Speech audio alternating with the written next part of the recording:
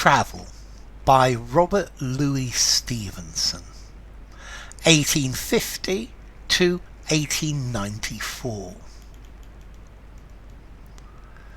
I should like to rise and go where the golden apples grow, where below another sky Parrot islands anchored lie, and watched by cockatoos and goats, lonely Crusoes building boats, where in sunshine reaching out eastern cities miles about are with mosque and minaret among sandy gardens set, and the rich goods from near and far hang for sale in the bazaar, where the great wall round China grows, and on one side the desert blows, and with bell and voice and drum cities on the other hum, where are forests hot as fire, wide as England, tall as a spire,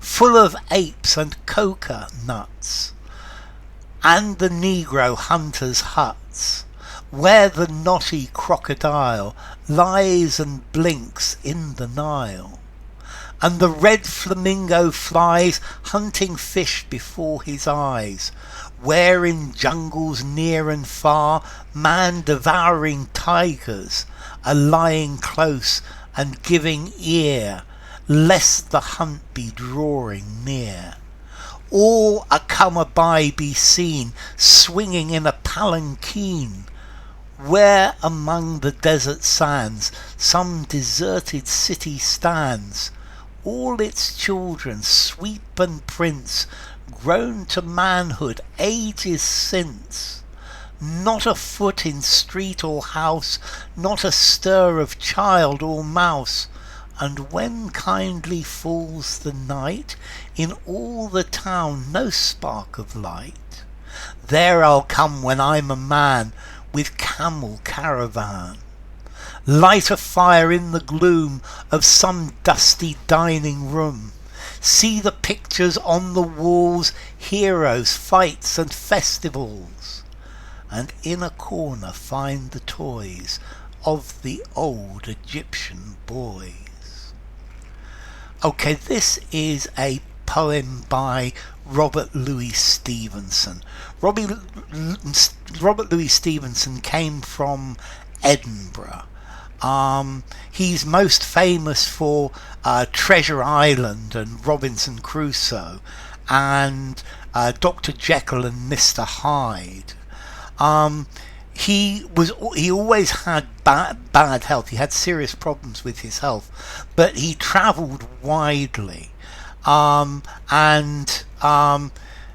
the last years of his life, he lived in Samoa. He's somebody who loved to travel, and that's why this poem in itself is very interesting. So what's this poem about? Well, this poem is, I think, probably a young boy, and he's dreaming about all of the places that he would like to go, all of the places that he could visit. He imagines being able to travel to faraway places. Some are real, some are fictional. So he says, I should like to rise and go where the golden apples grow. Well, the golden apples are probably referring to the myth of Hercules and the garden of the Hesperides, where Hercules had to go and get the golden apples. Where below another sky Parrot islands anchored lie, and watched by cockatoos and goats, lonely Crusoes building boats. And now he says he'd like to go to the island where Robinson Crusoe lived. Robinson Crusoe of Daniel Defoe's book, I'm sorry. So, where in sunshine reaching out, eastern city miles about, are with mosque and minaret among sandy gardens set. And then he'd like to go to cities in the east where there are mosques and minarets, towers, and these cities are huge cities, and they've got sandy gardens, and the rich foods from near and far hang for sale in the bazaar. And then he'd like to go to the bazaar of these towns and have a look at all of the food, the different foods from all over the world. Where the Great Wall round China goes, so he wants to go to the Great Wall of China, and on one side the desert blows, and with bell and voice and drum, cities on the other hum. So he'd like to go to both sides of a huge desert. This is probably the desert in Mongolia. Where are forests hot as fire, wide as England, tall as a spire? And he wants to go to forests that are burning hot, and they're as big as England, and they've got trees that are as tall as a church spire, full of apes and coconuts, and the negro hunters' huts. Okay, so these forests are full of apes, and cocoa. Okay, cocoa is is the thing that you make chocolate, and it's very different. But coconuts is just a game with words. And the negro hunters' huts, and the huts of negro hunters. So this is some forest in Africa, where the knotty crocodile lies and blinks in the Nile. And he wants to see the crocodiles in the Nile, which are lying there waiting for something to eat. And the red flamingo flies, hunting fish before his eyes. And he wants to see the flamingos, where in jungles near and far man-devouring tigers are. So he wants to go to the jungles where there are man-eating tigers. Perhaps this is in India. Lying close and giving ear, lest the hunt be drawing near. And the tigers are lying and listening, just in case the hunters are coming. Or a come-a-by be seen swinging in a palanquin. So a come-a-by, this is somebody coming past, and there in a palanquin is something that is carried by 2 or 4 servants, and the master sits in the palanquin and they carry him. This could certainly be in China. Where among the desert sands some deserted city stands. Okay, so a deserted city in the desert sands. All its children, sweep and prince, grown to manhood ages since. So this is a deserted city, and all of the people in this city, both the chimney sweeps and the princes, have grown up and have left.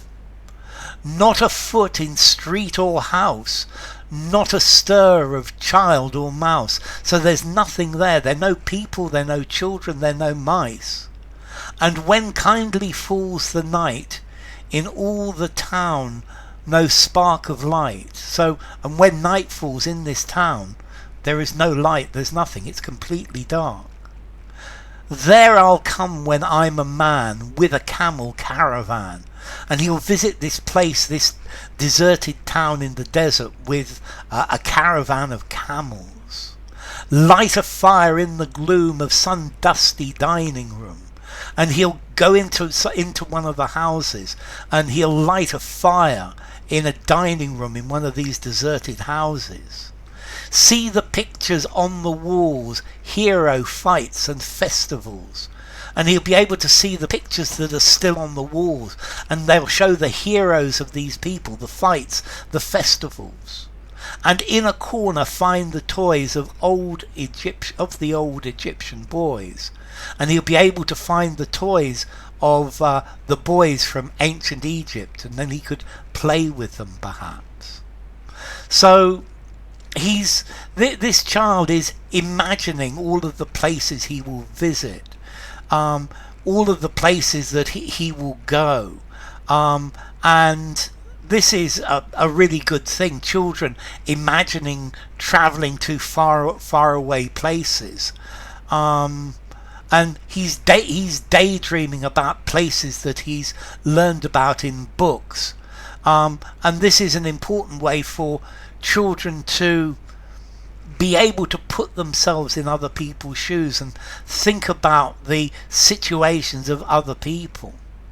And here the child is reflecting on, or using his imagination to see in his mind all of the books that have been read to him.